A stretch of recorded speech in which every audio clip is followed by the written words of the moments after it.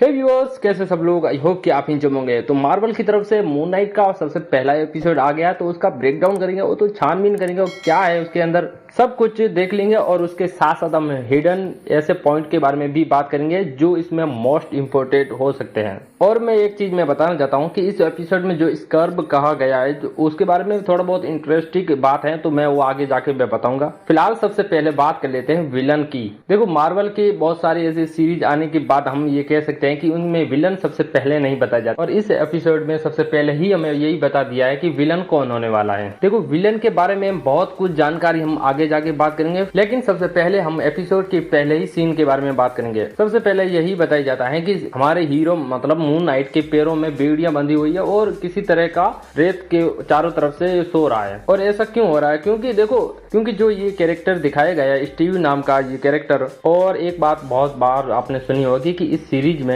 जो कैरेक्टर दिखाया जाएगा, मतलब मैन लीड हीरो मतलब हमारा मून नाइट, जिसकी मल्टीपल पर्सनैलिटी है, मतलब एक ही जिस्म में अनेकों जिस्म रहते हैं। क्या ये कहना सही है क्या? हाँ, खैर, तो ये बात सुन के आपके कान तो पक्की ही गए होंगे शायद तक। देखो, बहुत ज्यादा हम बात नहीं करेंगे डीपली, क्योंकि ये तो ऑलरेडी हमको पता ही है कि उसकी मल्टीपल पर्सनैलिटी है। लेकिन बेड के चारों ओर जो रेगिस्तान बनाया जाता है और उसके साथ साथ जो डोर पर टैप लगाया जाता है, उसका क्या कार्य है? तो भाई लोग, इसका एक ही कारण है, क्योंकि जब भी वो अपने होश में नहीं रहता है तो उसको पता चल जाए कि वो कहीं गया था कि या फिर वैसे ही सपने आ रहे हैं। लेकिन इस एपिसोड में एक चीज बहुत ही ज्यादा बेहतरीन तरीके से बताई गई है, मिरर रिफ्लेक्शन। बहुत ही ज्यादा औसम, बहुत ही गजब तरीके से बताया गया है, क्योंकि एक ही जिस्म में अलग अलग जिस्मों के बारे में बताना और उसका थोड़ा बहुत इस एपिसोड में हिंट देना मिरर रिफ्लेक्शन के थ्रू बहुत ही गजब। लेकिन हम इस एपिसोड में धीरे धीरे आगे और बढ़ने की कोशिश करते हैं तो हमें एक और चीज पता चलती है। जो स्टीव कैरेक्टर होता है वो कॉमिक में तो ऐसा नहीं बताया गया है, थोड़ा बहुत चेंज किया गया है। देखो, कॉमिक में क्या होता है कि स्टीव कैरेक्टर होता है वो बिलियनर होता है, वो म्यूजियम का मालिक होता है, लेकिन इसमें वर्कर दिखाया गया है। तो थोड़ा बहुत अच्छा ही है, तो थोड़ा बहुत डिफरेंट वे में थोड़ा बताया गया, तो वो अच्छा ही थोड़ा लगता है। लेकिन एक और जो पॉइंट ऑफ करने की बात होती है, जो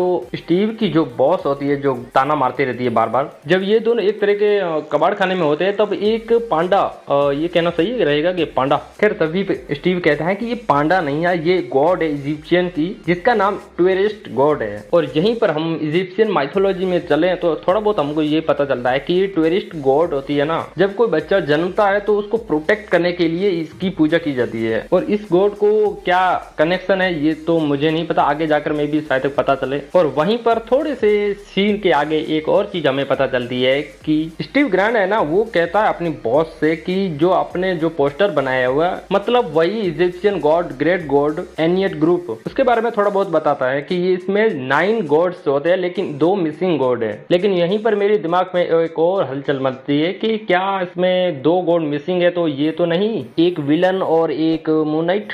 हाँ, हो सकता है। खैर, इसके बारे में भी हम चर्चा करेंगे। देखो, सबसे पहले ही एक विलन टाइप का एक मनुष्य दिखाया जाता है। मे भी कितना ये विलन हो या नहीं हो, क्योंकि मार्वल हमेशा हमारा काटता है, तो मैं विलन तो नहीं कहूंगा, लेकिन हाँ विलन जैसा कह सकता हूँ मैं। तो वो है ना, एमित नाम के एक गॉड है, इजिप्शियन गॉड है, उसके बारे में मैं बता देता हूँ थोड़ा बहुत। और इस गॉड की है ना, इस तरह से हम पहचान कर सकते हैं कि इसका सिर है ना वो क्रोकोडाइल की तरह दिखता है, और उसका चेस्ट है ना वो शेर की तरह दिखता है, और लास्ट में जो उसका बैक रहता है वो हिप्पो की तरह दिखता है। और इसका क्या कार्य है इसका भी मैं थोड़ा बहुत बता देता हूँ। तो होता ये है कि सबसे पहले ही एपिसोड में बताया गया था कि किसी मनुष्य की जब मृत्यु हो जाती है तो सारे के सारे ऑर्गन निकाल दिए जाते हैं, लेकिन एक ऑर्गन नहीं निकालते हैं, और वो है हार्ट। और वो क्यों? और इसके ही बेस के ऊपर यही पता लगाया जाता है कि वो हेल में जाएगा या फिर हेवन में जाएगा, मतलब उसका न्याय किया जाता है, जस्टिस किया जाता है उसका। लेकिन जब भी किसी मनुष्य का जस्टिस किया जाता है तो उसके हार्ट के बेसिक पर पता लगाया जाता है कि इसने इविल काम किया या फिर अच्छे काम किए। अगर इसने इविल काम किए तो हमारी एमित नाम की एक गॉड है वो उसको खा जाएगी। जो सोल के अंदर इविलनेस होती है उस सारी की सारी खींच लेती है अपनी ओर, मतलब खा लेती है कुछ सब कुछ। फिर अब माइथोलॉजी से हटकर अब स्टीव के पास आते हैं, मतलब एपिसोड में आते हैं, तो एक और चीज पता चलती है कि जो इसके साथ कांड हो रहे हैं तो उससे परेशान होकर वो एक पुतले से बात करता है और सारी की सारी भड़ास निकालने की कोशिश भी करता है। और कॉमिक के अंदर देखा जाए तो इस कैरेक्टर का थोड़ा बहुत रेफरेंस दिया गया, लेकिन मुझे नहीं पता ये कौन है, क्योंकि इसके बारे में ज्यादा कुछ कुछ बात की नहीं गई है कॉमिक के अंदर। फिर बहुत सारी ऐसी चीजों से परेशान होकर स्टीव जागने की कोशिश करता है, क्योंकि जब ये सो गया तो वो अलग ही जगह पर होगा और क्या कर रहा होगा वो तो नहीं पता उसको, इसलिए वो जागने की कोशिश करता है और कुछ किताबें भी पढ़ता है। थोड़ा बहुत ये भी पता चलता है कि वो खुद के बारे में भी जानने की कोशिश करता है और इजिप्शियन गॉड के बारे में भी थोड़ा बहुत जानने की कोशिश करता है कि कैसे कार्य करता है ये। लेकिन सारे के सारे नुस्खे अपनाने के बाद भी उसको आंख लग ही जाती है। फिर उसको पता चलता है कि वो अलग ही जगह पर है और जबड़ा टूटा हुआ है। और हमें थोड़ा बहुत ये भी पता चलता है कि उसके पास थोड़ी बहुत भी पावर है, लेकिन उसको नहीं पता कि उसके पास पावर है, और ये बस मुझे ही पता है और आपको भी पता होगा। फिर ये बहुत सारी चीजें तो होती है, लेकिन एक चीज बहुत ही गजब बताई गई इस एपिसोड में। सिर्फ एक ही कैरेक्टर के बारे में बताया गया है, वो है स्टीव ग्रांट। जो बाकी के कैरेक्टर है जैसे स्कॉटी, मार्क, उसके बारे में नहीं बताया गया। हो सकता है कि आगे आने वाले एपिसोड में बताया जाए। इस एपिसोड में सबसे बेस्ट और सबसे गजब की बात यह है कि स्टीव की मल्टीपल पर्सनैलिटी तो है, लेकिन उसके बारे में बताया नहीं जाता। मतलब जब ये स्टीव से कन्वर्ट हो जाता है मार्क में, तो वो चीजें नहीं बताई जाती, सीधा हमें स्टीव बताया जाता है। मतलब जो बीच में जो कुछ हुआ था वो बताया ही नहीं जाता हमें। ये चीज गजब। और एक एपिसोड में एक चीज और बताई जाती है, स्कॉर्ब मतलब एक तरह का कीड़ा है जो एक तरह का एम्यूलेट की तरह कार्य करता है। लेकिन यहाँ पर एक बहुत ही अजीब, और यहाँ पर कह लो एक दो फैन थ्योरी है। मे भी ये कितनी सच है कितनी झूठ है मुझे तो नहीं पता, लेकिन मैं तो कहूंगा। तो होता ये है कि जो इसमें बताया जाता है कि स्कॉर्ब, तो ये कॉमिक के अंदर ये एक विलन है जो अपने बोर के नाम सुना ही होगा, मतलब थोर के दादा, एसगार्डियन में सबसे पहले आंख तोड़ने वाला या आंख तोड़ाने वाला, फिर जो भी हो। लेकिन होता ये है कि जो स्कॉर्ब विलन होता है ना, तो वो थोर को कहता है कि बोर को मार दो, किसी रीजन के तरह से कहता है, और थोर मान भी लेता क्योंकि उसका दिमाग है ना उसके बस में नहीं था। तो ये थोड़ा बहुत रेफरेंस हो सकता है स्कॉर्ब कीड़ा, और ये चीज यहाँ तक हो गई। लेकिन एक और फैन थ्योरी है, जो ये स्कॉर्ब है ना वो ममीफिकेशन में एक तरह का एम्यूलेट के लिए कार्य करता है। और ममीफिकेशन कौन करता है? तो एक इजिप्शियन गॉड है जिसका नाम ओसाइरिस है, और उसके पास पावर होती है कि वो ममीफिकेशन करे। और उसके साथ साथ एक और पावर होती है कि जब भी ह्यूमन की डेथ होती है तो उसके सोल को ले जाना या नहीं ले जाना तो ओसाइरिस का काम होता है। लेकिन यहाँ पर एक और चीज नोटिस करने की बात है। सबसे पहले ही म्यूजियम में एक लड़की दिखाई जाती है चश्मे वाली, बेसिकली स्टीव को कहती है कि आपको एक सुनहरे या पर सुकून भरे मैदान में नहीं जाने दिया। यहाँ पर सुकून से भरे हुए एक मैदान का रेफरेंस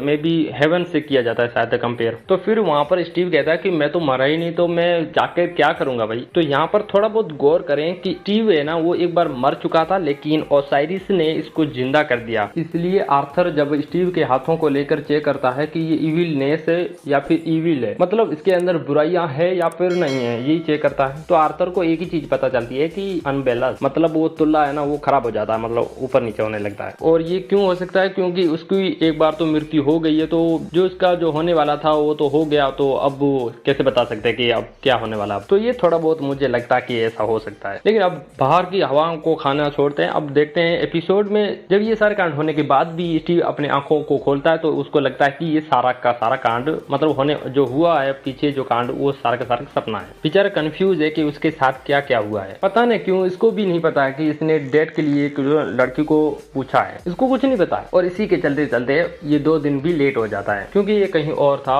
और ही कांड कर रहा था। बिना मेहनत का तो ऐसा ही होगा। लेकिन and the end last scene में ये एक और कैरेक्टर बताया जाता है, लेकिन मुझे नहीं पता, लेकिन ये एक तरह का बाउंटी हंटर है जिसको इजिप्शियन माइथोलॉजी में गॉड ऑफ डेथ कहते हैं। और वो स्टीव से एम्यूलेट लेने आता है, मतलब वो एक तरह का कीड़ा लेने आता है। अरे वो वही स्कॉर्ब। लेकिन लास्ट में हमें ये एक और चीज बताई जाती है, मिरर रिफ्लेक्शन में मार्क को बताया जाता है, जो स्टीव से कहता है कि सारा का सारा कंट्रोल मुझे दे दो और मैं आपको बचा दूंगा, मतलब बचा लूंगा। और सारा का सारा कंट्रोल देने के बाद जो सबसे एपिक चीज बताई जाती है ना, वो है मून नाइट का कॉस्ट्यूम। और गजब, जो मम्मी टाइप से जो कपड़े ऐसे ऐसे लपेटता है ना, गजब, एकदम गजब। देखो इस एपिसोड में बहुत सारे ऐसे गॉड के बारे में भी बताया जाता है, लेकिन मैं यहाँ पर नहीं बात कर सकता क्योंकि वीडियो बहुत ही लंबी हो जाएगी। और कैसा लगे ये वीडियो, थोड़ी बहुत अगर अच्छी लगती है तो नीचे सब्सक्राइब कर देना और शेयर कर देना। मिलते हैं अगली वीडियो में, तब तक के लिए थैंक यू।